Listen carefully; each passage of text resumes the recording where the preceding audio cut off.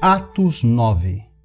E Saulo, respirando ainda ameaças e mortes contra os discípulos do Senhor, dirigiu-se ao sumo sacerdote e pediu-lhe cartas para Damasco, para as sinagogas, a fim de que, se encontrasse alguns deste caminho, quer homens, quer mulheres, os conduzisse presos a Jerusalém.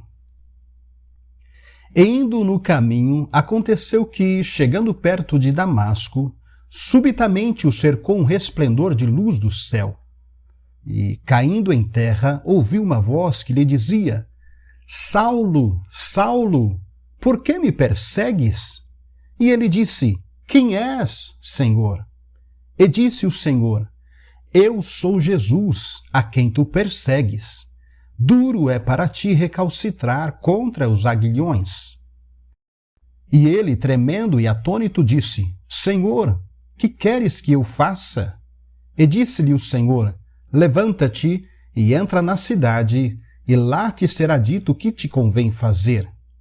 E os homens que iam com ele pararam espantados, ouvindo a voz, mas não vendo ninguém. E Saulo levantou-se da terra e, abrindo os olhos, não via a ninguém. E, guiando-o pela mão, o conduziram a Damasco. E esteve 3 dias sem ver, e não comeu nem bebeu. E havia em Damasco um certo discípulo chamado Ananias, e disse-lhe o Senhor em visão: Ananias! E ele respondeu: Eis-me aqui, Senhor. E disse-lhe o Senhor: Levanta-te e vai à rua chamada direita, e pergunta em casa de Judas por um homem de Tarso chamado Saulo, pois eis que ele está orando. E numa visão ele viu que entrava um homem chamado Ananias, e punha sobre ele a mão para que tornasse a ver. E respondeu Ananias: Senhor, há muitos ouvi acerca deste homem, quantos males tem feito aos teus santos em Jerusalém. E aqui tem poder dos principais dos sacerdotes para prender a todos os que invocam o teu nome.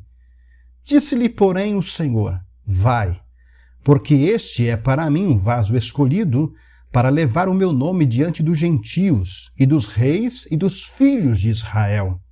E eu lhe mostrarei quanto deve padecer pelo meu nome.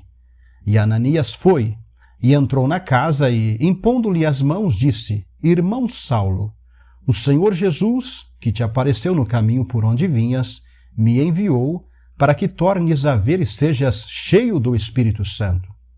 E logo lhe caíram dos olhos como que umas escamas, e recuperou a vista e, levantando-se, foi batizado. E, tendo comido, ficou confortado. E esteve Saulo alguns dias com os discípulos que estavam em Damasco. E logo nas sinagogas pregava a Cristo, que este é o Filho de Deus. E todos os que o ouviam estavam atônitos, e diziam: Não é este o que em Jerusalém perseguia os que invocavam este nome, e para isso veio aqui, para os levar presos aos principais dos sacerdotes? Saulo, porém, se esforçava muito mais, e confundia os judeus que habitavam em Damasco, provando que aquele era o Cristo. E, tendo passado muitos dias, os judeus tomaram conselho entre si para o matar. Mas as suas ciladas vieram ao conhecimento de Saulo, e como eles guardavam as portas, tanto de dia como de noite, para poderem tirar-lhe a vida, tomando-o de noite, os discípulos o desceram, dentro de um cesto, pelo muro. E, quando Saulo chegou a Jerusalém, procurava juntar-se aos discípulos, mas todos o temiam, não crendo que fosse discípulo. Então Barnabé, tomando-o consigo, o trouxe aos apóstolos e lhes contou como no caminho ele vira ao Senhor e lhe falara, e como em Damasco falara ousadamente no nome de Jesus.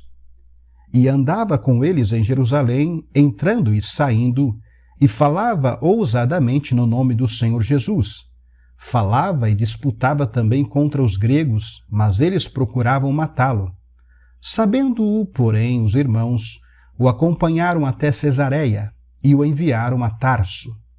Assim, pois, as igrejas em toda a Judéia e Galiléia e Samaria tinham paz, e eram edificadas, e se multiplicavam, andando no temor do Senhor e consolação do Espírito Santo. E aconteceu que, passando Pedro por toda parte, veio também aos santos que habitavam em Lida, e achou ali certo homem chamado Enéas, jazendo numa cama havia 8 anos, o qual era paralítico. E disse-lhe Pedro: Enéas, Jesus Cristo te dá saúde, levanta-te e faze a tua cama. E logo se levantou. E viram-no todos os que habitavam em Lida e Sarona, os quais se converteram ao Senhor. E havia em Jope uma discípula chamada Tabita, que traduzido se diz Dorcas. Esta estava cheia de boas obras e esmolas que fazia. E aconteceu naqueles dias que, enfermando ela, morreu. E, tendo-a lavado, a depositaram num quarto alto. E, como Lida era perto de Jope, ouvindo os discípulos que Pedro estava ali, lhe mandaram 2 homens, rogando-lhe que não se demorasse em vir ter com eles. E, levantando-se Pedro, foi com eles, e quando chegou, o levaram ao quarto alto. E todas as viúvas o rodearam, chorando e mostrando as túnicas e roupas que Dorcas fizera quando estava com elas. Mas Pedro, fazendo sair a todos, pôs-se de joelhos e orou. E, voltando-se para o corpo, disse: Tabita, levanta-te. E ela abriu os olhos e, vendo a Pedro, assentou-se.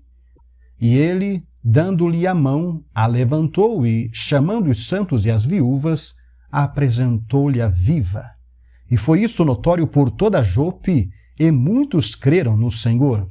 E ficou muitos dias em Jope com um certo Simão curtidor.